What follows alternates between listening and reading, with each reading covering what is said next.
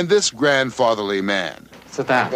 I'm gonna leave in the morning. I'm going to the country. Good. What are you going to do when you get to the country? Well, I planted peppers last week. Now I'm going to plant tomatoes. His name is Carmine Galante, the late Carmine Galante, who the papers said was the godfather of the Mafia. Okay. You think that had an influence on the federal judge when he held that you were right and the parole commission was wrong? I think so. He thinks a farmer ought to be able to seed, right? I think so. I mean, it's very well known that that's what I do. I don't have to believe a person is innocent, like we keep talking about Galante or Tony Salerno or something like that. I don't have to believe in their innocence in a particular case. I have to believe one of two things. Number one, that person is innocent in the particular case, or that there are some extraordinary circumstances which make the prosecution unfair. Well, hey, all you wiretappers out there, welcome back to the studio of Gangland Wire.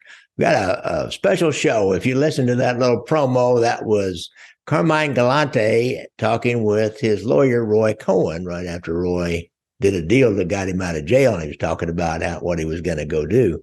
I've got an Australian lawyer, Tony Taouk, from down under, from Sydney, Australia, who is an expert on mob lawyers, and we're going to do a series of shows, and today we're going to do one about Roy Cohn. Roy Cohn is not a household name when it comes to mob lawyers, but he was a mob lawyer as well as a lawyer for Donald Trump and a lot of other people in New York City, and a character all in his own. So I just thought he was an interesting guy, and that's going to be our first one. Then we're going to do some of the other famous mob lawyers over the next several months. So just sit back and listen to my friend Tony Taouk from Down Under, and I will have a link to his website if you're in Sydney and you need a lawyer. Thanks a lot for helping me out, Tony. We're just going to cut right into this, guys. He's he's a toxic combination of brilliant and evil. He's probably one of the most interesting and complex and amoral characters I've come across, at least in the legal world. Really? I have to agree. When it first started coming out, how he was Donald Trump's big advisor, I'm thinking, he's still alive. He's still around doing, man. I mean, he goes from Joe McCarthy to Donald Trump and stops off at the Mafia in between. I mean, I don't know. Yes. He died in 1986 from AIDS. Yeah. At the age of 59 years old. He was actually born in Manhattan in 1927. He was the son of a New York judge and a doting mother. He was quite an excellent student. He earned a law degree from Columbia before reaching 21, and shortly thereafter in 1948, obviously with his family's help, because his father was a judge after all, he became a federal prosecutor in Manhattan. As you would know, becoming a prosecutor is a familiar career trajectory for a successful criminal lawyer, because you know how they operate on the other side of the aisle. What you do is you get out of law school and you need that trial experience, and you can get it with and still get a regular paycheck by joining the prosecutor's office. So you're going to trial. Right. Sometimes you're going to trial. You may have 2 trials a week, small trials, and so you really get good experience in the prosecutor's office. Yeah, I didn't take that path. I went straight into private practice from law school. Okay. Yeah. As assistant U.S. attorney, he helped convict the atomic spies Julius and Ethel Rosenberg of espionage, and his conduct during that trial was quite unethical. It's alleged that he unilaterally contacted the judge to influence the proceedings on a number of occasions. That's a big no-no in the legal world, and he suborned false testimony from one of the witnesses. So in his early 20s, we can see that he's already developing or has developed into a shyster lawyer, not averse to dirty tricks and the dark arts. He played a major role in Senator McCarthy's anti-communist drive in the 1950s, also known as the Red Scare. It was basically a witch hunt to weed out supposed communist sympathizers from the US government. A lot of these witch hunts had no basis, and they ended up ruining a lot of lives. Now, this is the interesting part. In the course of that campaign, ironically, Cohn, who was a closet homosexual, also targeted several closet homosexuals employed by the US government on the grounds that they were vulnerable to blackmail by Soviet intelligence due to their sexuality. Let's explain to the folks that you may not know. Some people may not be old enough to even know that Joseph McCarthy was a United States senator from Wisconsin, I believe, and yes. He chaired the House Committee on Un-American Activities, which was That's looking correct. at communists in the government and in other Yes. positions of influence in the United States, correct? That's correct, yes.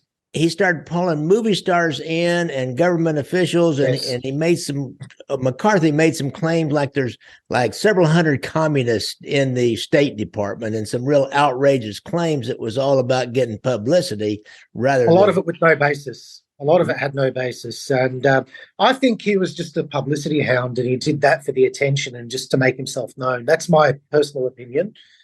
But a lot of it was just unsubstantiated, and it just ruined lives. By his side, whispering in his ear like Iago from Shakespeare.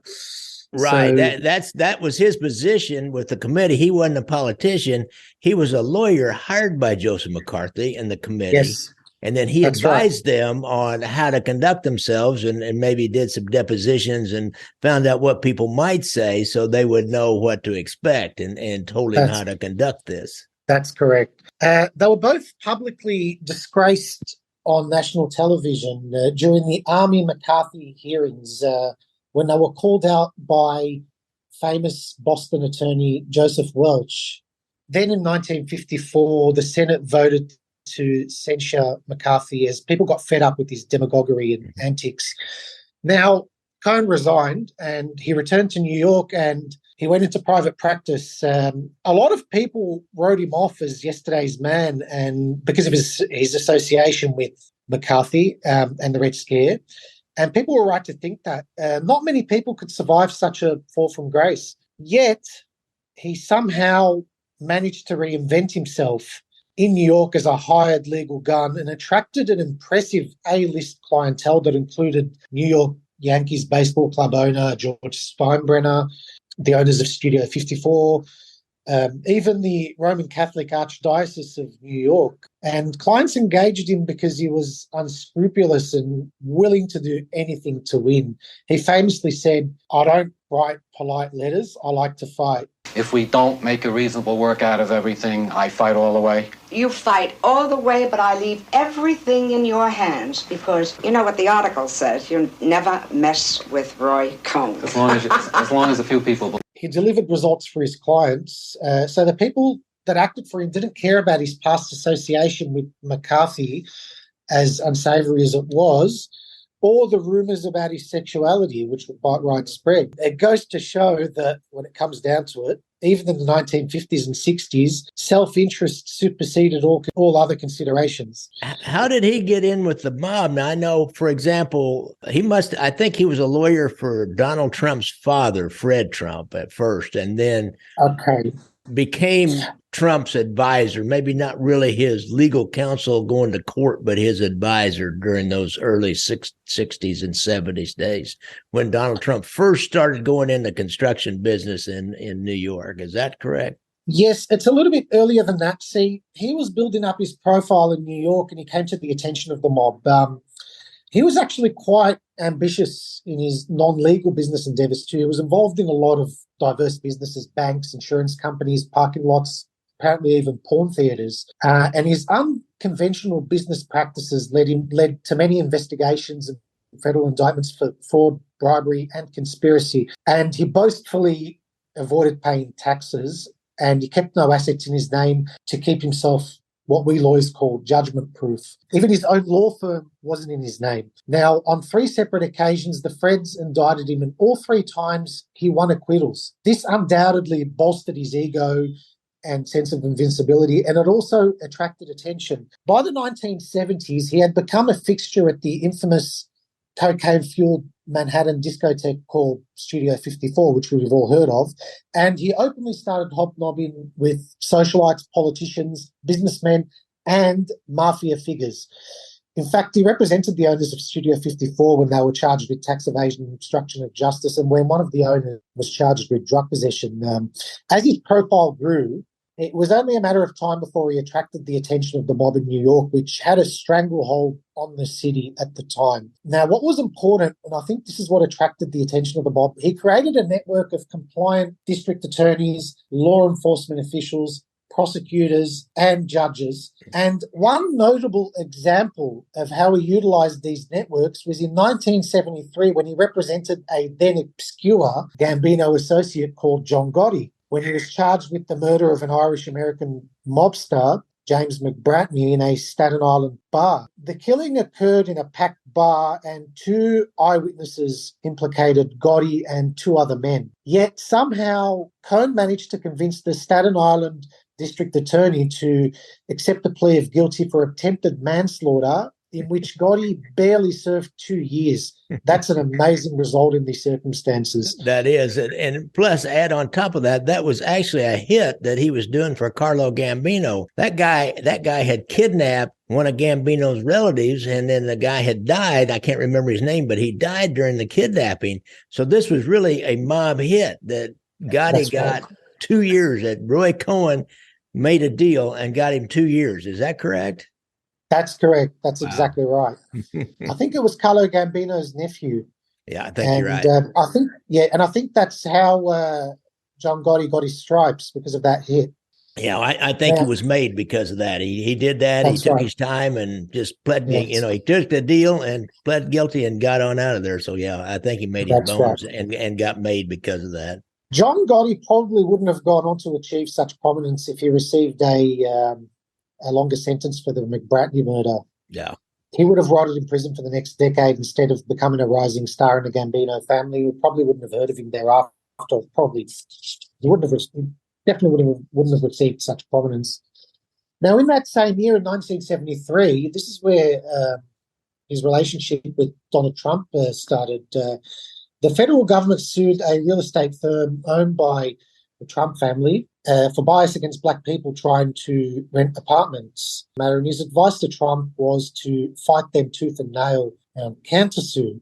So Cohn filed a $100 million countersuit against the government. Now, then in 1975, after 2 years of legal battles and mounting legal fees, the government finally agreed to settle. Now, Trump was impressed with Cohn for this, and he constantly kept his counsel for the next decade until towards the end of Cohn's life, Trump pretty much cut ties with him. Now, the interesting part is this story kind of ties into the mob, because it would later be suggested that Cohn acted as a go-between for Trump and another infamous client, Fat Tony Salerno, the boss of the Genovese crime family. Salerno ran a very lucrative numbers racket in New York, and that made tens of millions of dollars every year. And Cohn represented Fat Tony when he was charged with illegal gambling and tax evasion in 1978, for which he was convicted and served 6 months. Fat Tony Salerno and other organised crime figures in New York controlled the ready-mix concrete business in New York, and everyone in construction in New York knew it at the time. Now, it's said that Cohn brokered a deal between his 2 clients, between Fat Tony Salerno and the Genovese family, and Trump, which facilitated the construction of Trump Tower in the early 1980s using ready-fix concrete.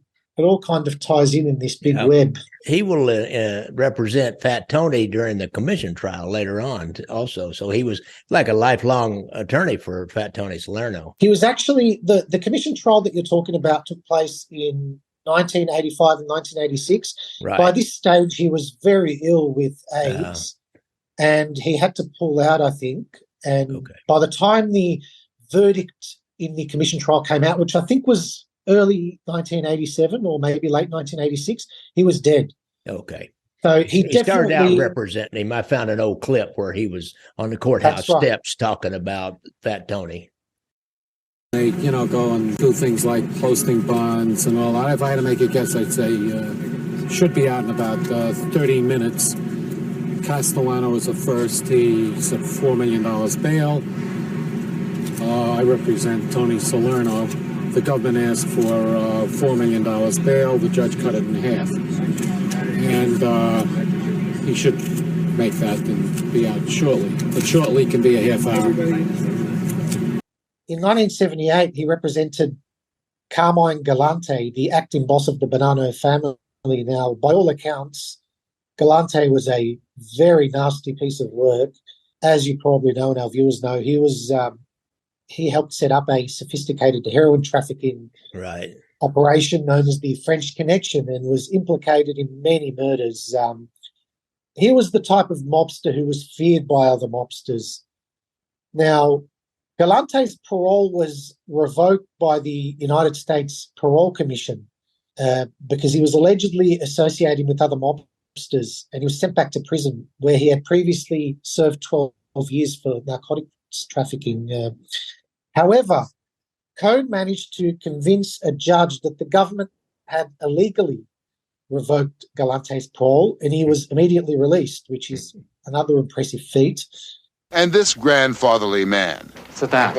I'm gonna leave in the morning. I'm going to the country. Good. What are you going to do when you get to the country? Well, I mean, I planted peppers last week. Now I'm gonna plant tomatoes. His name is Carmine Galante, the late Carmine Galante, who the papers said was the godfather of the Mafia. Okay. You think that had an influence on the federal judge when he held that you were right and the parole commission was wrong? I think so. He thinks a farmer ought to be able to seed, right? I think so. I mean, it's very well known that that's what I do.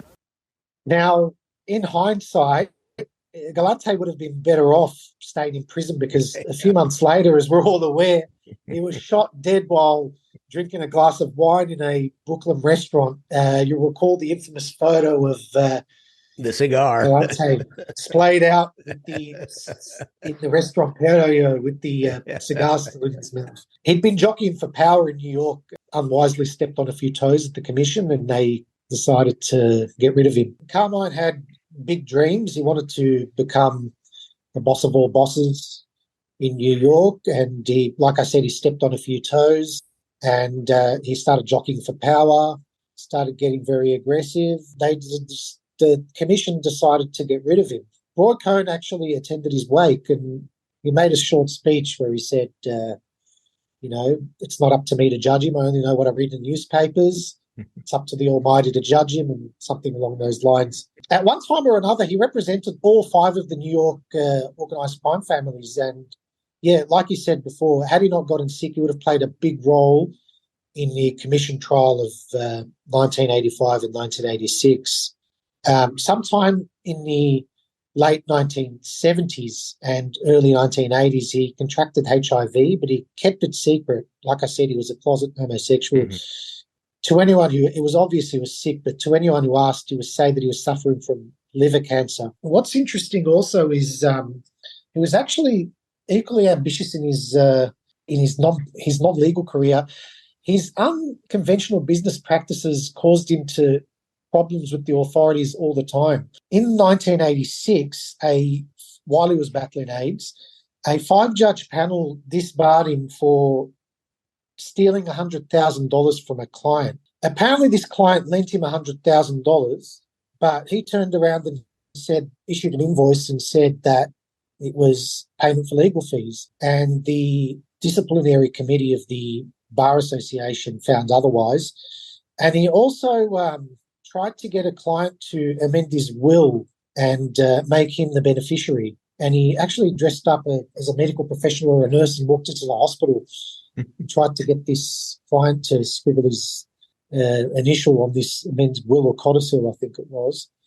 And there were all sorts of other reprehensible practices which caused him to be disbarred ultimately in 1986. But he actually died a very interesting character. If I was on trial or if I was indicted in the 1970s, I probably would have retained him. He sounded like a very effective attorney. You would have held your nose while you retained him.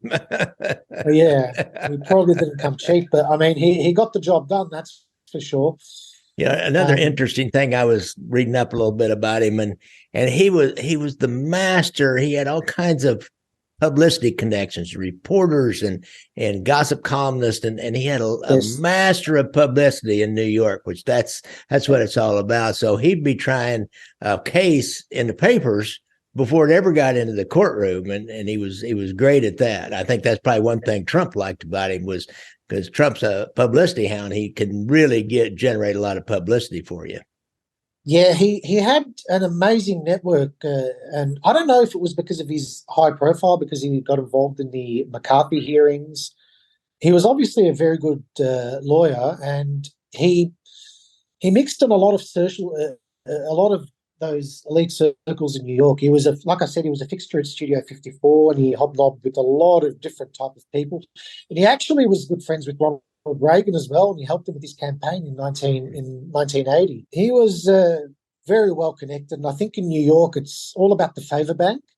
Yeah. And it's all about your image, it's all about your connections, and he used that completely, and I think that's what made him so handy to all his clients. Interesting. Well, he was, I never really thought of him as a mob lawyer until you mentioned that. We were talking about these different mob lawyers. I always think of Bruce Cutler or Oscar Goodman as the mob lawyers, but he represented several of those guys. Yeah, he was, but he's more known for his activities in the 1950s as opposed to later on in the 1970s. Yeah, obviously. And he said it himself. He said that everything he did in the 1950s under McCarthy would ultimately overshadow any achievements that he had later in life. So he was. I mean, he acted for all 5 mafia families at one time or another, and he got them results. But yeah, he's not known as a mob lawyer, but he was a quintessential mob lawyer to a large extent. There have been many examples of lawyers crossing the line or flying too close to the sun. You'll recall Robert Simone in Philadelphia. It got to the point where it was argued that he was proposed to become a made member of the mob, the Philadelphia mob. I'm not real familiar with that story. You know about that. Let's do that next time or one of these times soon. Let's do Robert Simone. And there's also Frank Regano who got too close as well. Their enemies become your enemies when you get too close. You don't draw that line. One New York lawyer who managed to keep himself, he did a very good job at insulating himself was James LaRossa. He died a few years ago. Say that name again. James LaRossa from New York.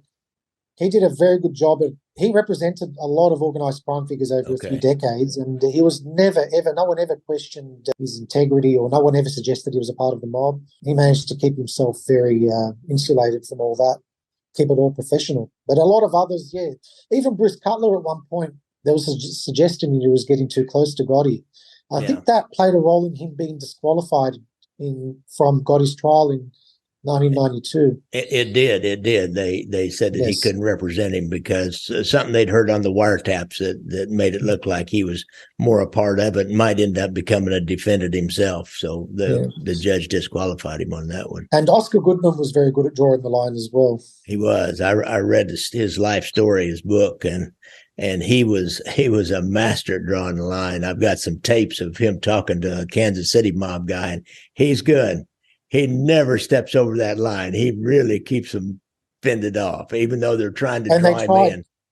They tried on a number of occasions to get to basically bring him down. They had him wiretapped on one stage by a purported client and various other things. Yeah, but they never. They tried to the bureau tried to run a guy in on him. They got an informant to take an undercover agent in, and then the agent started acting like, well, hey, I got some really good deal on some jewelry here, and trying to suck him in. So that's right. Yes, that didn't work. He was very smart, Oscar. He was. Actually, he was.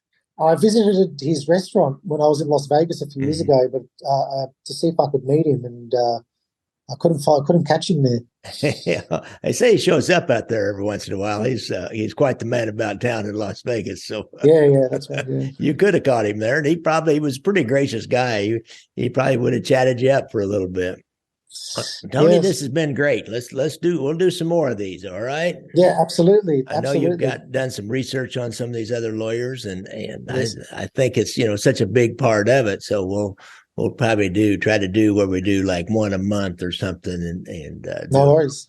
Quick little show on the mob lawyers. I know I had Oscar Goodman cross-examine me once. Yes. I was scared to death. I walked in that courtroom. It was a trial, and all I did was I got a call from the FBI, and they said, go to this Pete's restaurant, go to Marty's Barbecue. It was owned by a guy named Pete Tamburello.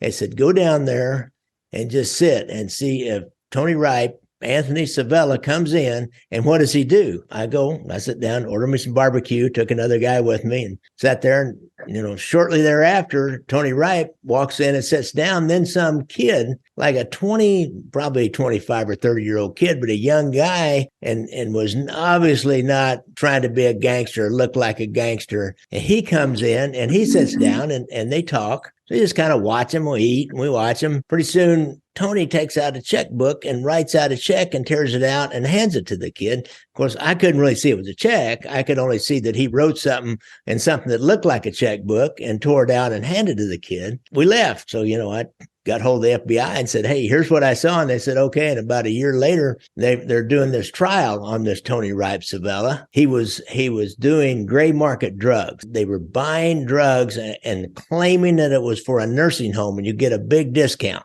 for a nursing home. And then he had a guy that had some individually owned pharmacies out in Nevada, and he was basically supplying those pharmacies out there for retail sale. And he wasn't storing them properly. Some of them were supposed to be stored properly, just put them in a little warehouse. Then they got a truck and they'd carry them out to Las Vegas. And so they knew that he was going to write a check for that kid. They had Tony Ripe's check from that kid's bank account. So they had everything. They just needed me to say that I saw him, what I saw him do. So they said, and Oscar Goodman's his lawyer. I thought, oh man, I walk in that courtroom, it's old-fashioned courthouse, had real high ceilings. It was like 1930s courthouse. Courtroom was filled with friends and relatives and associates of the Savella family.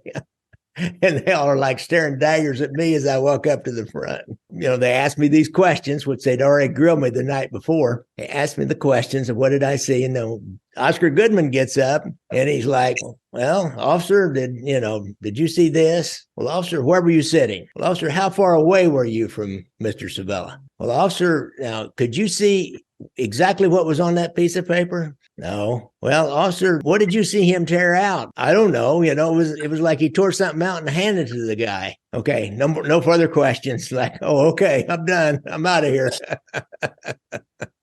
I figured he'd try to browbeat me and try to make me look stupid, but he didn't. He just asked me the questions that you would ask. Yeah, he's quite lethal in his cross-examinations from what I've read. He covered the bases, He made sure that I was not making this up. Of course, like I said, the U.S. attorney had sat me down the day before and browbeat me. I mean, they were like almost yelling about this and that and trying to catch me up in what I was saying. So they had me prepared for Mr. Goodman. All right. Well, we'll do a story on him, a lot more about his career. I'll make some notes on that. And I know you've looked up a lot of that stuff. One of the best cases of Oscar Goodman before we go here is a Jimmy Chagger case, because I've been researching that whole Jimmy Chagger story. Yes. And I'm very familiar with that. Yes. He got that dude not guilty for paying the man who killed Judge Woods down in Texas, a federal judge. Right. And they had several witnesses that, said he did it, but he got him not guilty. It was wild. Yes. That was impressive. That was a phenomenal success. That was a phenomenal victory. It was. Yeah. Yes. Well, all right, Tony, I really appreciate you coming on here, and we'll do some more of some of these other mob lawyers. No worries. And a tip of the hat to all you guys down under, because guys, if you didn't notice, Tony is an Australian and he's coming from down under. So I know I got a lot of Aussie fans, and so they'll be really excited to hear your voice on the podcast. Thank you. I'll let you know what some of their feedback is. It'll be interesting. Well, guys, remember, I like to ride a motorcycle. So if you are out driving around, make sure you watch out for motorcycles. And if you have a problem with PTSD and you've been in the service, or you know somebody that has a problem with PTSD, and if they've been in the service, go to the VA website and get that hotline number. And you got a lot of help there. Tony, thanks a lot for coming on. I really appreciate it. Thank you. Thanks for having me. Thank you. Thanks for having me. Thank you. Thanks for having me. Thank you. Thanks.